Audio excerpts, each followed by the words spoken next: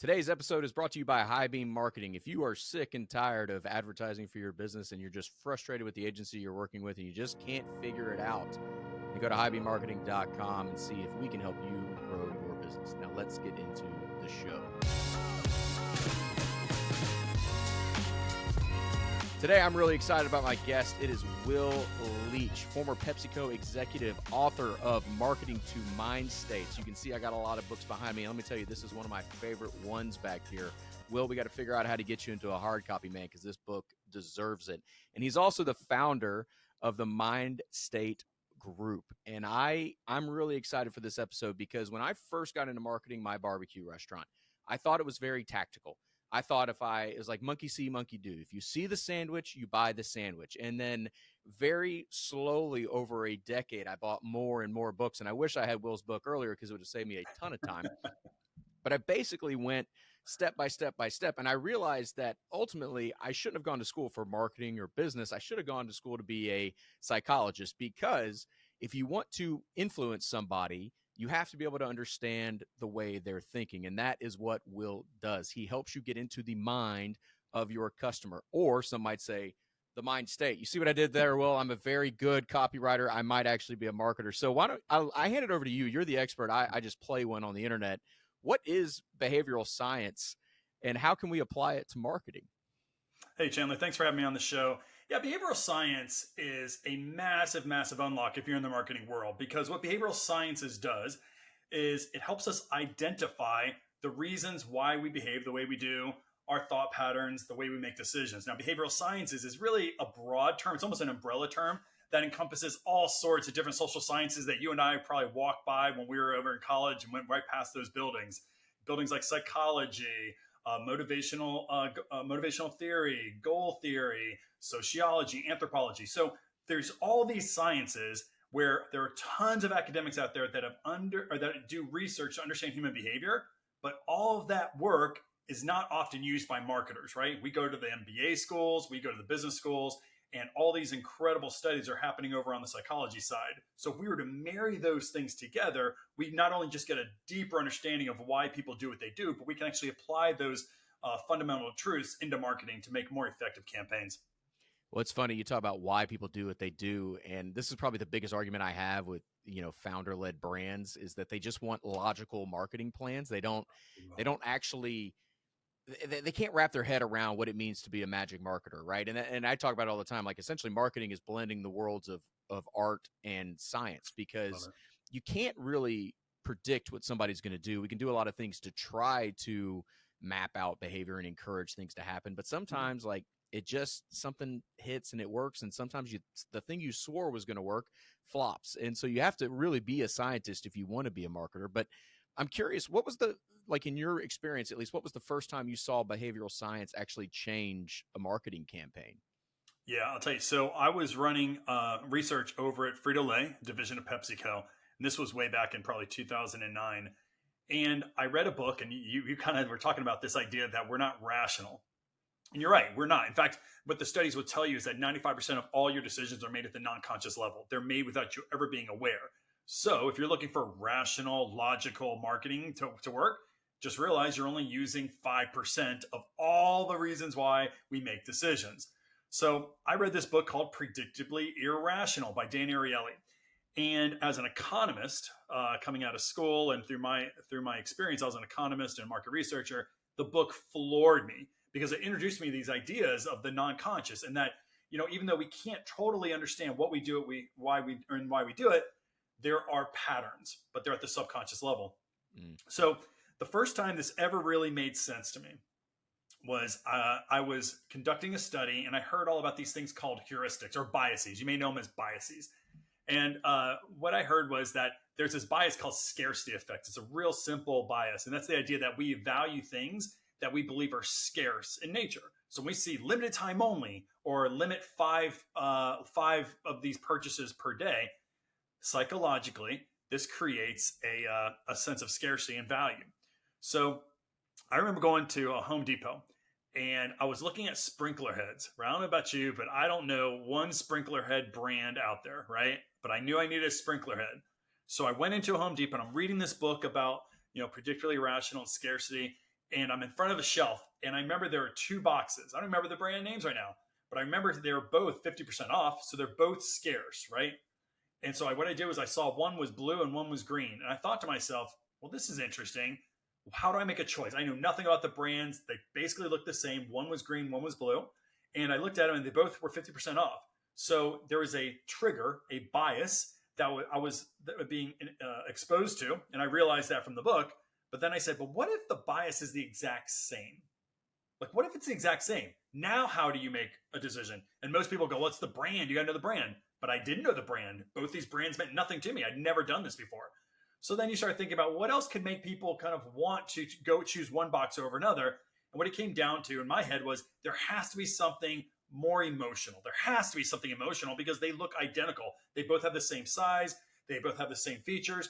And that's where I first got into behavioral science and really trying to understand what is it outside of the rational, look at the back of the box, look at the price, and see all the features and make a choice, into what's the emotional components that are triggering this thing.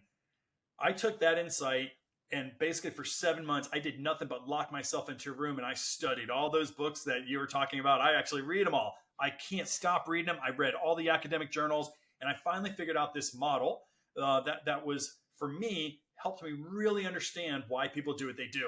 And I did a study that it's in my book, Marketing Mindstates, and it caught fire. So here's the idea. The idea was that if you go to a convenience store and you could see a display back in the day, and that display may have, hey, buy a bag of chips and buy some soda, and you get one low price. So get them both for $1.29. We put that out on display, and we found out that basically sales were falling. And it was a really good value deal. Consciously, it looked great. And so my company or my sales executives asked, what can you do? You know this behavioral stuff. How can we figure this out? Why are people, when we give them a nice discount, why are people not buying? So I went out and did a bunch of academic research. I read a bunch of journal articles, and I found a guy by the name of Robbie Dar out in Cornell. Yale University. And he basically talked about this idea of hedonic bundles. You may remember this from my book, Chandler, but hedonic bundles was this concept that when you put two things together and you offer them for one low price, bag of chips, bag of soda, bring them together for $1.79 or whatever it is, even at that discount, that's enticing. But if you take that exact same combination and rather than discounting the entire bundle, you put that same discount on one item in the bundle. And by the way, that should be the item that you feel guilty about. So in this case, I put chips next to Mountain Dew, and I actually put 70 cents off of the Mountain Dew versus the 70 cents off the entire bundle. And when I did that, sales skyrocketed. It doesn't make any sense. If the rational mind would have looked at that and said, oh, I get a discount, it's the same price off, I get the same bundle. But just by taking the discount and putting it on the thing that you feel a little bit guilty about, and we found out that soda has a little bit more, they call it hedonic charge, but soda, plastic bottles, people feel a little bit more guilty about buying those things. I discounted the entire bundle, but I also made my customer feel less guilty because I discounted their sin, if you will. When that happened, everything broke loose. I was blown away, and I said, well, I've got to learn more about this. And that was probably the first thing, my first step to starting my own company. What's the is there any relevance to the I've heard it called the hedonic treadmill before, where basically we get used to things, and that's why we constantly seek out more and more novelty. Is that similar to that terminology here, or is that something totally different? I think it's pretty close. We call it hedonic charge. The idea would be that if there's this hedonic treadmill, and that if even when you have a hedonic treadmill, yes, you want to go after it, but you also sometimes have post how do I describe it? You feel guilt afterwards, right? So if you keep going to Netflix and you know you should be working, you keep going to Netflix, yeah, you get that hedonic charge, you get that kind of treadmill going, but you actually feel guilty. What this does is say, don't feel guilty. Let me give you the $1 off Netflix. It's okay. I'll discount Netflix. That's the same idea, and it lowers that perception of guilt. Gotcha. So I am curious before we move on. What was which sprinkler did you get, the blue one or the green one? I ended up getting the blue one. Oh, no way. My brain was like, oh, he's going to get the green one because green is grass and grass is healthy and green. And yeah, I can't believe blue is water. I went more functional, I guess. I went more functional with the blue is water, I guess. So once you started like tap into this whole, behavioral psychology and you're starting to learn more and more about it, like this could be a story from your time at PepsiCo or even afterwards when you started to actually work one-on-one with people on your own. Like, what was the biggest change or shift, or what story were you like most shocked by that you changed something or it got a better result out of it having used these principles? Yeah, I won't go into the name of the brand, but it's a massive global brand that asked me to come and look at why their mosquito control units were failing in some certain countries and kind of being sold off the shelves in other countries, right? So Mm. imagine that this company was manufacturing misters that people put inside their homes. Let's say Brazil or India, where you have a lot of mosquitoes and bringing lots of different diseases like Zika virus and things like that. So people will plug in these misters, if you will, to protect their family. And what they found is this company did a ton of research and they asked customers in Brazil, what is it that you want out of a mister? And they said all the right things. You say, well, this mister has to have lots of controls, right? So sometimes I don't want a massive mist that going out in the house. I just want a little bit. And I want to make sure there's a timer on it because I don't want to have a mist when we're eating our food and the mist comes out. And they want to have different levels of mist, or I'm sorry, different scents of mist. So tons of research was going into the perfect, making the ideal mister. And they asked their customers what they wanted. They heard that feedback. They went and put that into the design. They put it all into a box that was at a great price point, and then they launched it in Brazil, and it failed miserably, bombing. So they were looking back at the research, like why? Like why did that happen? So they brought me in because I'm kind of the guy who they bring in when things are a little bit off and trying to figure out how do we turn around a business. So we went and did our own research, and here's what we found out. So from a motivational psychology perspective, the number one motivation that drives people to, a mom who's, has her children, 3 kids inside of a small shack in Brazil, the number one motivation she has is security. Makes sense. I'm there to protect my family. I'm there to protect my family. So everyone kind of knew that. However, what was going on was that as they were asking these mothers all about like what do you want to do to feel secure, they're like, well, I want to have all these options. I want to have variables. I want to have like these mister controls, things like that. But when it came down to it, you know what happens when you have all these buttons and dials and control units? Things break down. And she knows that. And all of a sudden, her motivation to secure her family, she's looking at a mister with all these different variables and controls and things like that. And she started thinking, if one thing breaks down, my child could actually, be bitten by a mosquito and contract a virus. That was how her core subconscious motivation was telling her to not buy this product because there's too much variability. So, great example of when you can overproduce a product. You can create a product that's so complex and you're meeting all their needs. But at the end of the day, if she needs something that's very simple and she can count on, all those things can break down. That was kind of one of the funner projects I ever worked on because of how much research that the company had that told them to go and build out all these things. And what they had to do was just strip that unit down to a one button mister.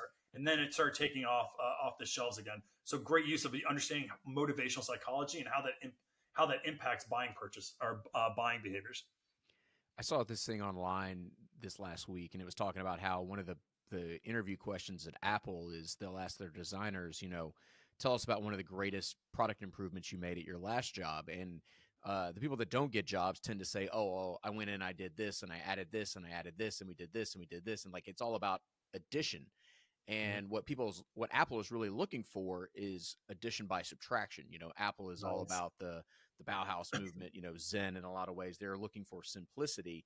And I think that's one of the reasons why, even though they've done a lot of terrible things marketing and branding wise post Steve Jobs that I'm not even going to get into because it's my soapbox. But I will say that the reason why the products are still so sticky is the simplicity to it. So what is it about?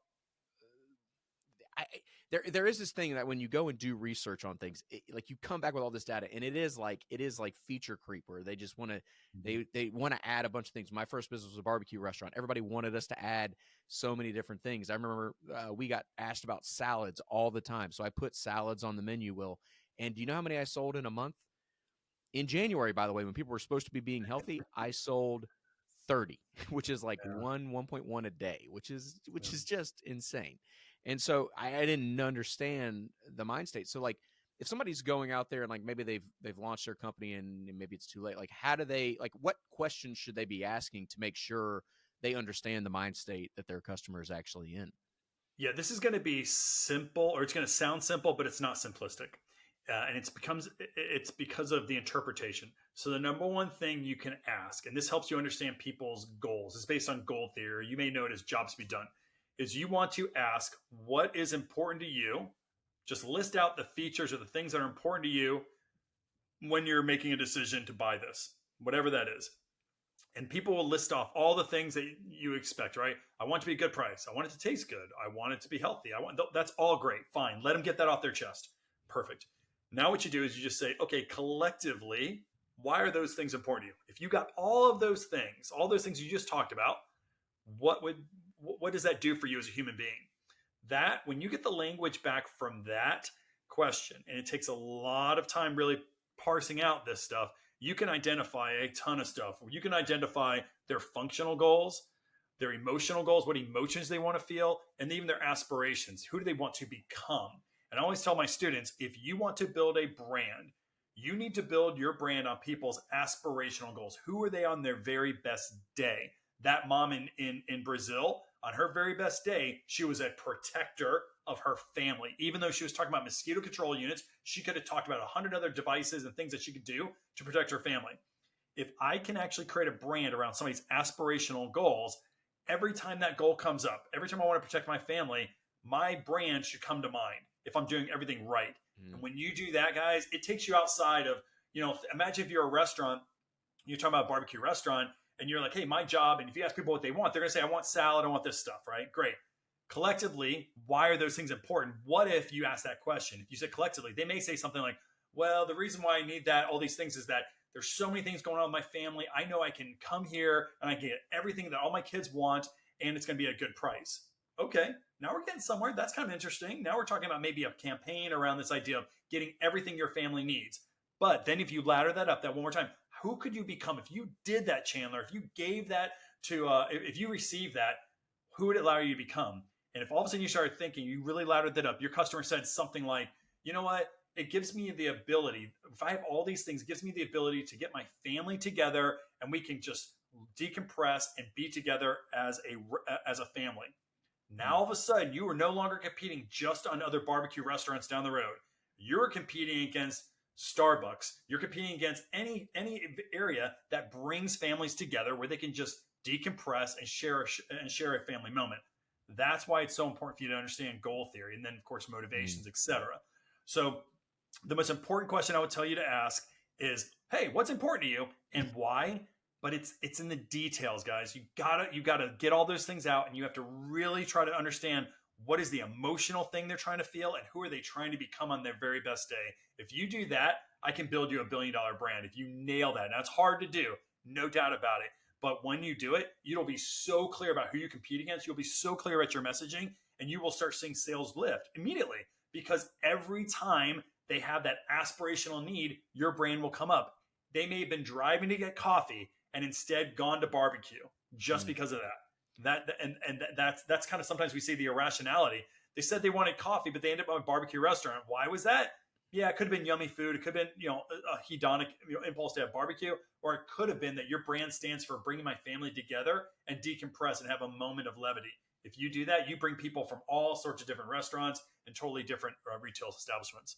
So when we're doing those customer interviews, how do we know that we're having an aspirational conversation, or that we're actually in that part of the psyche of the consumer, that they're giving us the aspirational things? Like, what are the signs that we're looking for?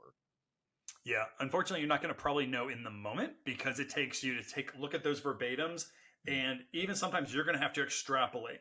What I find is about 20% of my conversations and my research never get somebody to that aspirational goal. We try, and they just can't think that way. They're like, I told you I need a lower price. Well, what happens if you got a lower price? I'd save money. And what if you save money? I'd have more money in my pocket. There's nothing aspirational about that. So sometimes you're going to lose. 20% of people just won't go there. Got it. Fine. So it requires you to do more interviews. You will know when you start hearing language, emotional language. So for instance, if you're talking to somebody and all of a sudden they start bringing up this idea of freedom, and they may use that as the idea of freedom could be expressed in a lot of different ways. I'm more unique. I'm an individual. I have control. Words like that matter. And so when you hear these words, you're like, oh my gosh, they're getting to something more emotional because they're starting to use adjectives or even sometimes even nouns, but mostly adjectives that you can tell are much more emotional and get you to a higher order space, right? So that could be something around, if you hear about those types of words, that's around a motivation called autonomy, our desire for freedom. It could be security as well, like we were just talking about. When I start hearing the word to protect my family, in say for the company in Brazil, I know I'm getting something more emotional. They're not just telling me I want more, I want a lower price, I want it to be hidden away. They're starting to talk about the idea of protection, maybe an adjective. That's when I know we're in the right place. Yeah, brand archetype is the thing that comes to my mind right there. I'm a big picture guy, so I like the wheel and the little here's a cowboy. You're now of an outlaw brand, That's but I Yeah. like that you can take it to a further scientific level with that and actually extrapolate a little bit more than just my Well, feelings on the subject. that's all brand. There's so much brands, behavioral psychology in those archetypes. It's not even funny. Like even my book even matches back our Mindstates as brand archetypes. It's just now the people who built those things out, a lot of times they didn't realize that there was science behind all those things. There's like legit science behind those things. Yeah. So now when you have somebody who reads all this, all the motivational psychology and the goal theory and regulatory fit theory and things like that, they can translate that. Somebody put together brand archetypes, years ago. You can translate that science. And when you can translate that science, now, if I know that you are, um, let's say a sage brand, right? It's one of the archetypes, a sage brand. I now know, oh gosh, SAGE is actually in the motivational side called competence. And there are thousands of studies that talk about how people make decisions when they seek to feel more competent. I can leverage every one of those studies if I wanted to. And each one of those studies will tell me a different way of activating on it. So it's not just understanding that, yeah, there's a SAGE archetype and I need a brand that brings out, knowledge and, maybe it's Gandalf the Wizard or whatever. But now you can take a whole massive amount of scientific studies and help you market using that. So it expands your repertoire just because that these things were based on science. You just didn't know where to go to find deeper insights around those archetypes. That's awesome. How many customer interviews do you look to do before you get to statistical significance? I would imagine it's somewhere more than one, but hopefully less than 1,000. Yeah. So in my world, we find for statistical significance at the same time keeping it reasonable in terms of the price you want to pay for something. You're going to want to do 150. That's the kind of going thing. 150 completed interviews per segment. Now, I will tell you, I find if I want to take that sample and extrapolate the findings to the population, a broad population, I find that I get data stability after about 80 interviews. Now, is it statistically significant? I mean, is it statistically representative? No. But I find that if you have the data points, you get stability. You know the person's goals. There's not major changes in their motivation, across those 80 people. Then what's the 90th going to do? What's the 100th, interview? What's the 110th? So to be statistically significant, 150 is probably going to be a place you feel pretty good. I find after 80 interviews, I'm fine. And if you're like, I don't want to do 80 interviews, I do qualitative research all the time. Like I'm doing a project right now that only has 12 interviews. I find, again, stability around 8 interviews, 8 one-on-one, now hour-long interviews. Now, am I going to make a $1 billion decision or $1 million decision off of 8 interviews? Of course not. Am I going to make a decision around, what can I do to kind of draw users into my website? And I find data stability after 8. Yeah, I don't think I need to have 150. So I think there's a kind of a risk reward. And I find 8 really in-depth conversations. I find stability in my data. And on quantitative surveys, after about 80, I feel like there's stability. Yeah. Well, let's get into it now. You talked about marketing mind states and how they're broken out, and you have 18 of them. And I'm not going to make you list them all off from memory here, but I do have them in the book if you need me to read them. But they're kind of broken out into 2 buckets, optimistic and cautious. Can you explain why they're broken out into those 2 buckets? There are, and maybe I'll take a step back and talk about the model. So the model, to understand people's human, or if you want to understand somebody's behavior, you need to understand 4 different things. The first thing are people's goals. We already talked about goals, functional goals, higher order goals, and then aspirational goals. Great. But all because you have a goal, that doesn't mean that your customer is going to take action. It just means they have a goal. Right? I have lots of goals on January 1st. Doesn't mean I take action on them. And by February, there's a bunch of them I never did. It's not because your goals are bad. It's because you lack the motivational fuel to keep going after your goal when there's a little bit of resistance. I want to sleep in, so I don't want to work out. That's motivational psychology. There are 9 core human motivations that drive the vast majority of human behavior. We've talked about some of them. Security with Brazil, right? And with the mosquito misters, right? We've talked about autonomy, which is our desire for freedom. Empowerment, our desire for control. There's 9 of these things that drive the vast majority of human behavior. Now, that helps us understand how do we get people to really get excited about our product. If I talk about your desire, oh, you want to feel secure? If I talk about that, you should see what's called emotional arousal. Your customer's like, there's something he's talking to me. This makes sense. But then there's this third part of that model, which is called regulatory fit theory. But basically, think about the way we approach our goals. We only approach our goals in one of 2 ways. One is cautious and one is optimistic. So if you're in a cautious approach, or if you're in a cautious state of mind, you're going to seek brands that tell you, if you buy me, less bad things will happen to you. Or you might be more optimistic. In that case, you may look for messaging from a brand that says, if you buy me, more good things will happen. So a mind state, there's 18 mind states because there are 9 motivations, and 2 approaches, cautious or optimistic. So you can be cautious achievement mind state or optimistic achievement mind state, cautious security mind state, optimistic security mind state. And all of those have very different, unique strategies, as well as a copy that you want to bring to life based upon what motivates them to act and how do we lower their resistance to action. Those 2 elements together form a mind state, and that's why you get better marketing results. Can it be both of them? Like, can a brand service like both sides of that specific driver just with a different customer, or do they have to just choose one? Yeah, great question. I get this. So I'm going to tell you what the book tells you. I'll tell you what science tells you. And I'll tell you what's reality. So I worked at PepsiCo, and PepsiCo is very big on distinctiveness. So you will only stand for one thing, right? Because they're very big on, once you're a brand, you stand for that one thing. If that alienates people, fine. If you look at the science, they would say we're very complex. And if you only speak to me in one way, yeah, even if it's my dominant mind state, you may kind of create some emotional arousal, you may create some desire to buy, but I'm missing something, right? So let me give you an example. I did some work years ago with a massive company that's a 100-year-old brand, and over 100 years. I think it's a 140-year-old brand now. So there's not many in the U.S., so you could probably narrow it down pretty quickly. So 140-year-old brand. And we found out that their mind state of their customers, they're losing share, a lot of share every year, a lot of share. And we found out that what consumers want is this one mind state. Like, they wanted this one thing. It was around nurturance, caring. But yet the brand was designed around a totally different mind state. So we have a decision to make. One is you walk away from your heritage and you say, you know what, if I want to grow share, I need to stop talking the same way I've talked about my brand for 140 years, and I need to talk to people in this new mind state. Okay, but the reality is, guys, who are you as a brand manager going to take a 140-year-old brand and change the brand identity? You're not, right? So I'm not stupid enough to sit there and say that. I know that's going to sound stupid, right? At the same time, if they do nothing, then nothing's going to change. They're going to lose share every year. So the science the PepsiCo world would say, you stand for one thing.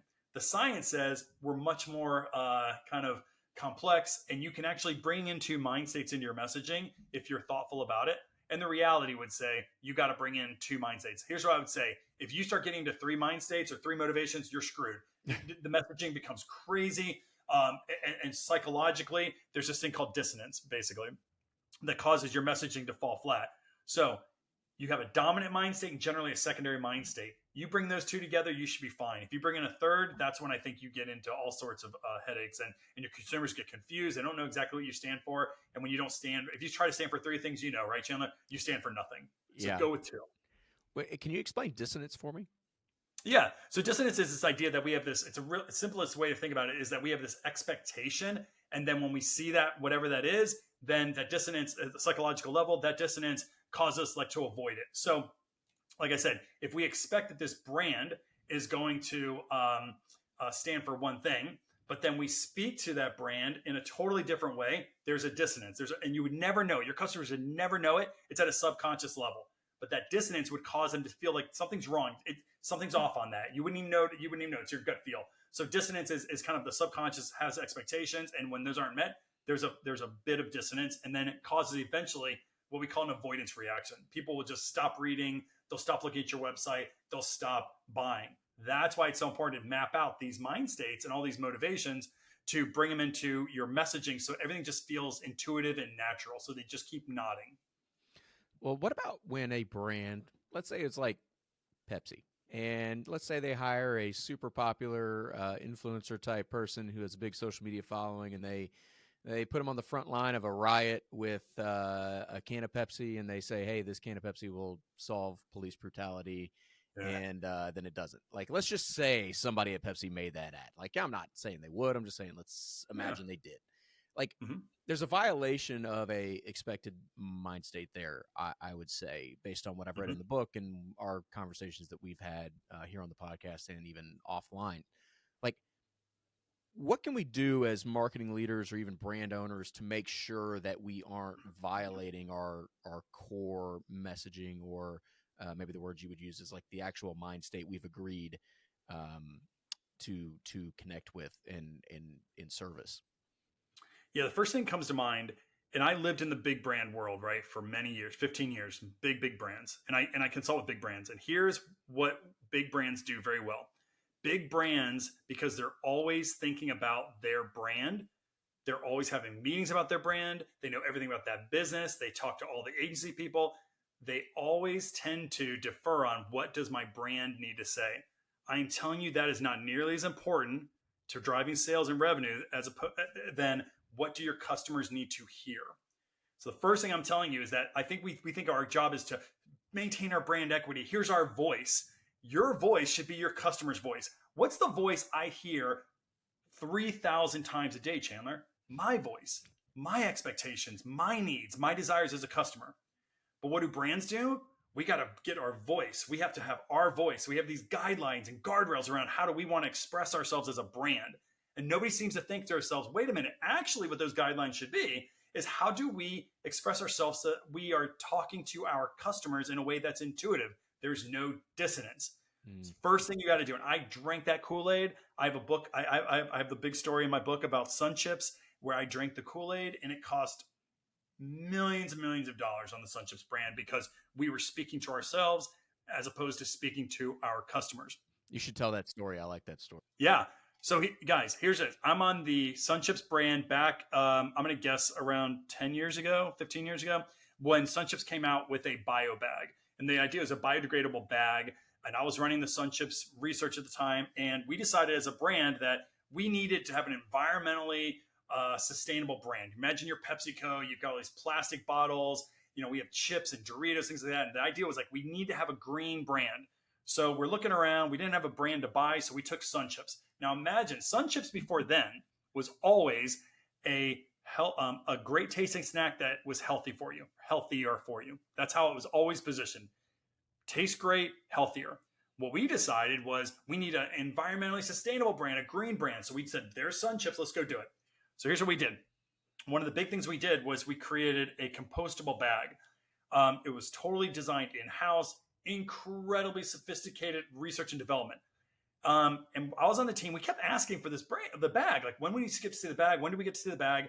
And we never got to see the bag until about 2 months before it was already launched. There was a commercial that was already on American Idol. You can look at it in American Idol. And we had already sold it into Walmart and all the big distributors, right? All the big retailers. So we were going forward with this. We had already sold it in. And I remember I got this phone call from my brand manager. And she said, hey, Will, something's really messed up with this bag. I've got a prototype. You got to come to my cube, please. So okay, I go to this cube, and all of a sudden she's like, this is terrible. This bag has an incredibly loud noise when you touch it. And I remember thinking to myself, brand manager's overreacting, right? It's like you're so into the brand. So I remember she touched it. And when she touched it, there was this massive crackle and pop. I mean, like glass shattering pop. So loud. Actually, later on, they tested it and they found out that at certain points, the decibels from touching this bag of Sun Chips was as high as a jet engine. I'm not making that up. You can go to YouTube and look at this, right? So all of a sudden we had a bag that remember expectations. I expect that I'm going to go and get a bag that's going to be biodegradable and compostable. And instead, there's this massive crash when you touch the bag. I don't want to go into the science behind it, but I heard it. I got really nervous, right, Chandler? So here's what I said. I said, give me that bag. There are 2 bags. I took both bags. This was on a Friday. I went to my local grocery store with 1 bag and I put it in the aisle. The other bag I gave to one of our admins who was going to have a party. And I told her, I said, hey, when you have the party, don't open the bag. Put the bag out on the counter and just tell me what happens. That's what she did. I went to the grocery store down the road. I sat with my grocery cart, and I'm just in that aisle pretending like I'm shopping. And I literally removed 1 bag of Sun Chips. I put this new bio bag in there, and I'll never forget it, Chandler. Lady comes up, she's shopping, she looks at it, she touches the bag, and she goes, oh, and she jumped back. And all I thought was at that point, I thought, we're in a lot of trouble. Because remember, avoidance reaction, avoidance response, when somebody touches your product and jumps back in fear, that's not good for sales, right? So they didn't know Mindstates back in the day, right? But if I'm looking at that world now, I would have said this.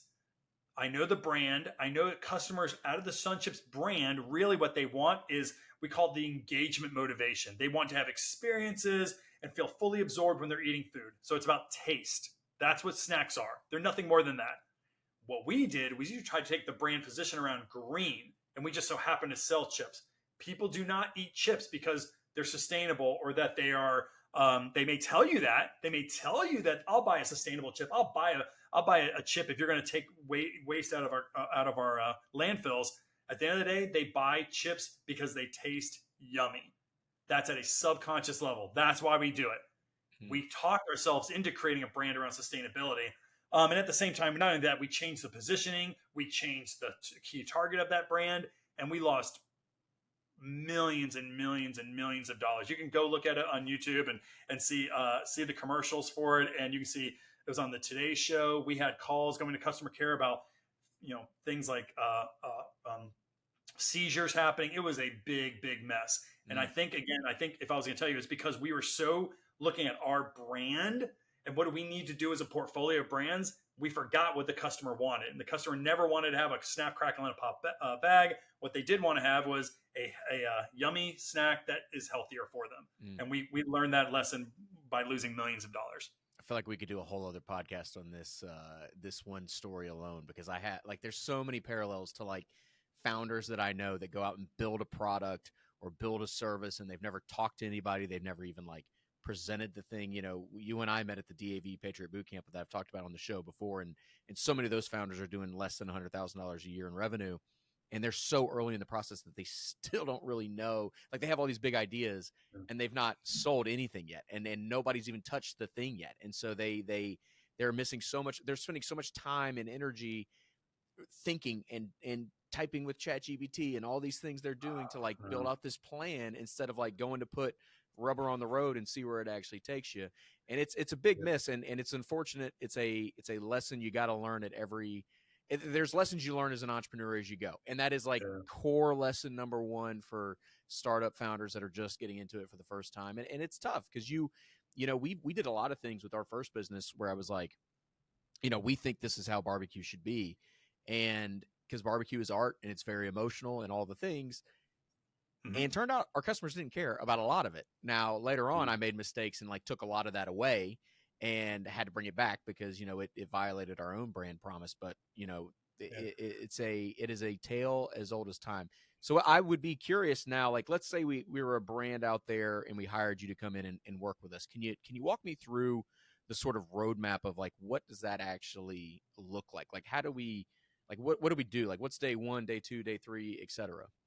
Yeah. So the idea here is that if you wanted to start your brand or if you wanted to work with us, you'd have to have a problem, which was basically, I am a second-tier brand trying to become a top-tier brand, or I'm starting a brand new segment or whatever, right? So the idea is, how do we understand or identify what are the factors that make people buy? Generally, that's it, right? So again, what I'm going to do is I'm going to go off and do research with your customers to identify those 4 factors: goals, motivations, the approach people take. And we didn't talk about the 4th one, but that's basically cognitive biases. Basically, how do you trigger somebody to take an action? It's called behavioral economics. We don't have to worry about that right now. Now, I go off and I go to a very specialized piece of research that helps uncover these non-conscious factors. And I come back with what's called a mind state. Now, I was telling you, there are 2 core mind states that people are under when they're choosing a barbecue restaurant in this case, right?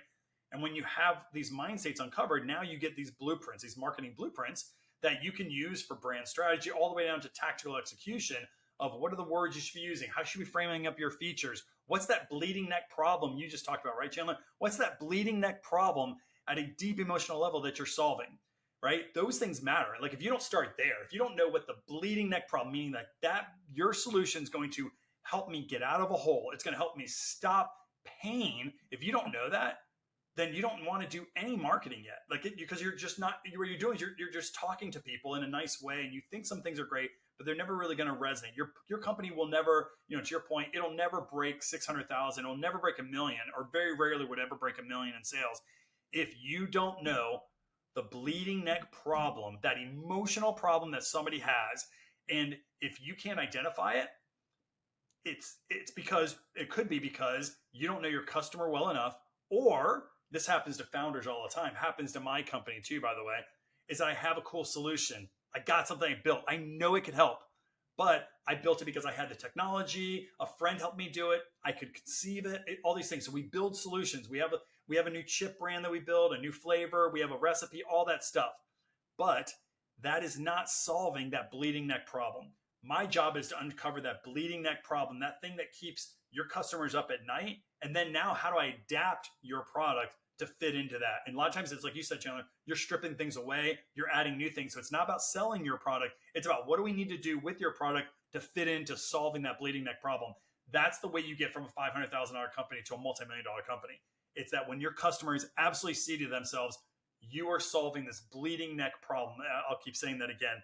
That is the number one way to do it. In fact, your marketing could suck, but if you are filling and you're meeting that need so well, word of mouth will get to everybody. Your marketing could be horrible, but if you're actually solving a bleeding neck problem, a deep emotional pain somebody has, you'll succeed. It's almost impossible not to succeed.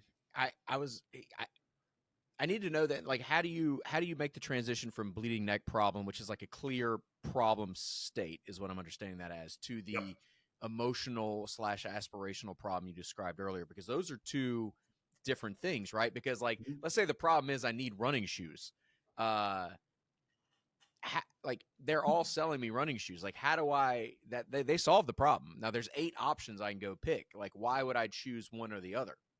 See, I don't think if you don't need running shoes, Chandler. You don't need running shoes, not from an emotional level. You need to be the kind of dad that is training for something bigger so his child can see his dad be successful.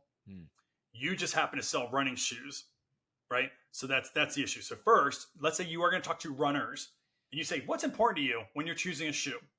That's the remember we just started the functional goals. What's important to you? Oh, well, it's got to be durable. It's got to be comfortable. It's got to be good price. That stuff. If you build a brand around those things, you're going to be just like any shoe brand. But remember, I told you now, why is that important to you?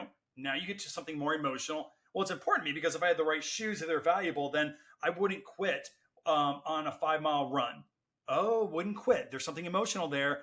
What person who doesn't quit, that sounds like an achiever. That's in my world, achievement is a motivation. So I just tapped in the first time. Oh, the person needs to feel success, Chandler. You need to feel success. You don't need a shoe. You need to feel success. Okay, great. Now, if I was you, what type of person would you become? Well, somebody who can run a marathon and doesn't give up is a kind of person that their children would respect and have fond memories of. I'm terrible off the cuff. That's what you're selling if you're Nike. That's what you're selling if you're Nike. You're not selling shoes. What you have to do is if you have that product, you've got to ask collectively all these things that my product brings to you. Why is that important? Why is that important? Why is that important? And then when you get all those things, imagine your ideal shoe. Imagine your ideal barbecue restaurant. Imagine it doesn't matter what it is. Who can you become?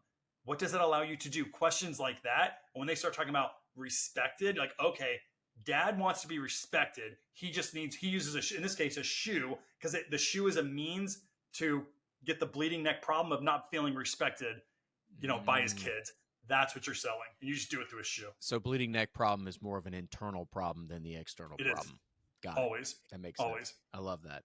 Well, this has been fantastic, man. We're definitely gonna have to have you on for a part two to unpack that fourth thing some more, and then I'm gonna go beat up on this in the marketplace. So I'm sure I can come back with better questions and stories and deep dives next time. But we end every episode with a big ask, man. So what is your big ask? How can we support you? You've been so generous for the last 40 minutes.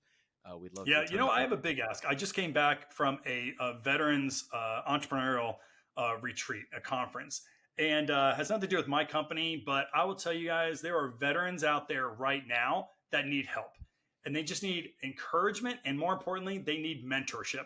So if you are a startup, you're an entrepreneur out there, if you know a veteran, reach out to them if they're trying to start a business and just ask them, hey, you want to have a cup of coffee? And I can tell you how I started my company. I had a cup of coffee with somebody who didn't understand they needed legal documents to file if they wanted to be a company. Like these veterans just may not know.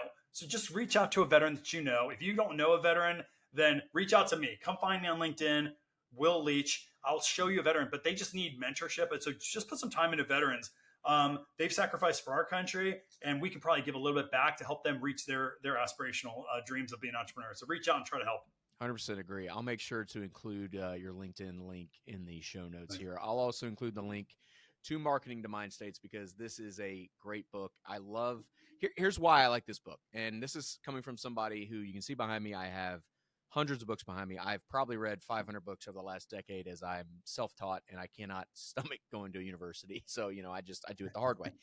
Most books are either all fluff and like the stories aren't very engaging. They're not. They're just fluff and they're just filler pages. And then sometimes books are very very tactical and they could have been a 1-page blog and been very productive that way. But now they turned it into a 200-page book for some reason. This book is one of those rare books that perfectly blends both of those worlds. You have a great blend of storytelling, which keeps it engaging, and then you can surmise the moral of the story from each one of the individual stories that are in the book, which is important. But then you follow it up with the tactics, and you follow it up with the data and the science. And so this is one of the better written books from a marketing tactic, strategy, mindset shift that I've read, and I've read a lot of books on marketing, and so I just want to give this my glowing endorsement, man. I think it's one of the better marketing books out there, and I hope everybody out there grabs a copy. Well, Will, man, thank you so much for joining me on the show. We appreciate you coming on. We appreciate everybody out there listening, and we will see you guys next week.